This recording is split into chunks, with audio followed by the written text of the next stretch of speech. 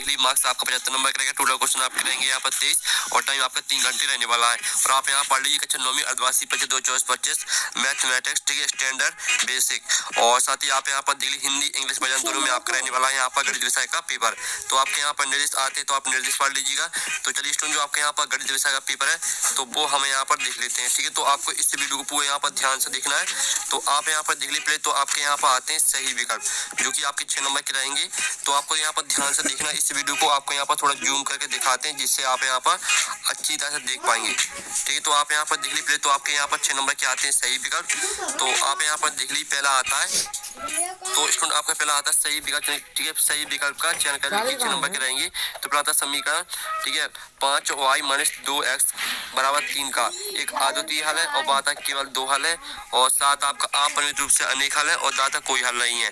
तो जो आपका इसका राइट आंसर आएगा पहले का आपका राइट आंसर आ हो जाएगा, एक अद्वितीय हल है, ठीक है। फिर आपका यहाँ पर दूसरा आता है पाइथागोरस प्रमेय किस त्रिभुज के लिए प्रसिद्ध है। तो आपका आता समबाहु त्रिभुज, बाता सर्वांग सम त्रिभुज और साथ आता समद्विबाहु त्रिभुज और आपका दाता समकोण त्रिभुज। तो जो आपके यहाँ पर दिया गया पाइथागोरस प्रमेय किस त्रिभुज के लिए प्रसिद्ध है, तो इसका राइट आंसर आपका दा हो जाएगा समकोण त्रिभुज। तो आपका यहाँ पर आता है यहाँ पर तीसरा, दो संख्याओं का योग 25 अंतर 5 है तो ये संख्या होगी।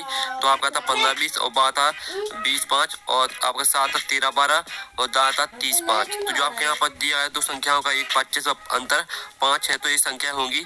तो इसका राइट आंसर आपका आ हो जाएगा 15 और 10, ठीक है। 15 और 10 आपका यहाँ पर राइट आंसर रहेगा।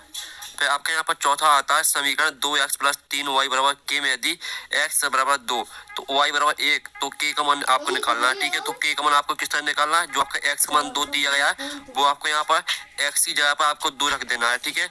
और जो आपको y का मान 1 दिया गया है तो आपको y की जगह पे 1 रख देना है। तो आप इसको हल करेंगे ना तो जो आपका k का मान रहेगा वो 7 निकल के आ जाएगा, ठीक है। अब चलिए आपका पांचवा आता है पिरामिड एक ठोस आकृति होती है जिसका आधा नहीं होता है। तो आपका था त्रिभुज, बाता आपका वर्ग और साथ आपका बहुभुज और दाता रेखा। तो जो आपका यहाँ पर दिया गया पिरामिड एक ठोस आकृति होती है जिसका आधा नहीं होता तो इसका राइट आंसर आपका रेखा हो जाएगा, करेक्ट आंसर, ठीक है। फिर आपका 6वां आता है किसी त्रिभुज के सभी कोणों का योग होता है। तो यहाँ पर किसी त्रिभुज के सभी कोणों का योग होता है 180 डिग्री, ठीक है। तो इस तरह से जो आपके यहाँ पर दिए गए सही विकल्प 6 नंबर के वो कंप्लीट हो जाते हैं। आपने अच्छे से यहाँ पर याद कर लिए होंगे।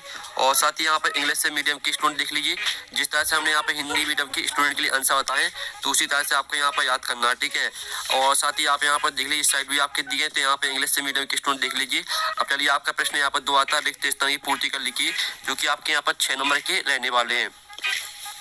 तो स्टूडेंट आपके यहाँ पहला आता है जब किसी निकाय का कोई भी हल नहीं होता तब निकाय डोडो निकाय कहलाता है। तो यहाँ पर जब किसी निकाय का कोई भी हल नहीं होता तब निकाय असंगत निकाय कहलाता है, ठीक है। तो पहले का आंसर आपका क्या रहेगा, पहले का आंसर आपका असंगत हो जाएगा।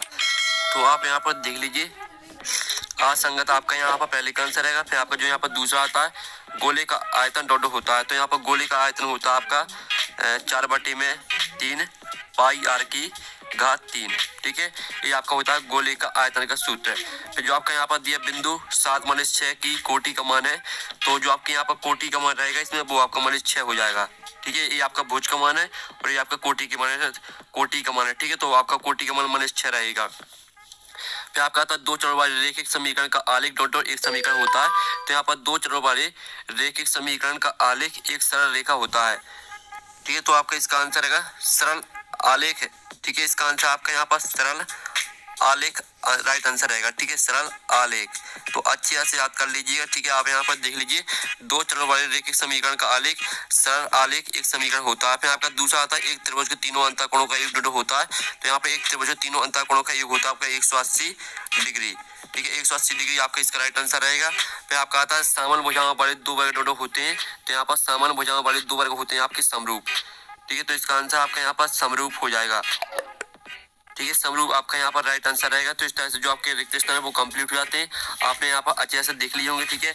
और साथ ही यहाँ पे इंग्लिश से मीडियम के स्टूडेंट देख लीजिए। अब चलिए स्टूडेंट जो आपका प्रश्न 3 है तो प्रश्न 3 हमें यहाँ पर देख लेते हैं। तो प्रश्न 3 आता है आपका सही जोड़ी बनाकर लिखिए 6 नंबर की रहेंगी आपकी सही जोड़ी। तो आपकी स्तंभ आववा में दी सही जोड़ी पहले आती है, ठीक है। तो पहले आप यहाँ पर स्टूडेंट देख लीजिए। तो आपकी जो पहले दी गई, ठीक है, यहाँ पर आपकी आती है a + √b और ठीक है, कोष्टक a minus under root b, तो इसको आपको a square plus b minus b square से मैच करना है पहली। जो आपकी दूसरी यहाँ पर आती है x अक्ष का, ठीक है, x अक्ष का समीकरण, तो इसको आपको x बराबर 0 से मैच कर रहे हैं दूसरी। और तीसरी आती है बेद की सबसे बड़ी जीवा, तो इसको आपको ब्याज से मैच करना है। और हीरोन के सूत्र में s बराबर, तो यहाँ पर हीरोन के सूत्र में s बराबर होता है आपका a plus b plus c बटे में 2, ये आपकी चौथी। और जो पांचवी आती है गोली का आयतन, तो इसको आपको 4/3 पाई आर स्क्वायर से मैच करना है, ये आपकी पांचवी। ठीक है, जो आपकी 6वीं आती है सबसे अधिक बार आने वाला प्रेक्षण, तो इसको आपको बहुलक से मैच कर देना है। तो इस तरह से जो आपकी सही जोड़ी वो कंप्लीट हो जाती है। और साथ ही यहाँ पे इंग्लिश से मीडियम के स्टूडेंट देख लीजिए, ठीक है। अब चलिए आपका प्रश्न यहाँ पर चल आता है, एक शब्द वाक्य मुतअद्दी जो कि आपके 6 नंबर के रहने वाले। तो पहला था किसी त्रिभुज में अधिकतम कितने अधिक कोण हो सकते हैं, तो यहाँ पर किसी त्रिभुज में अधिकतम हो सकते हैं, ठीक है, आपका एक अधिक कोण, ठीक है। तो आपका इसका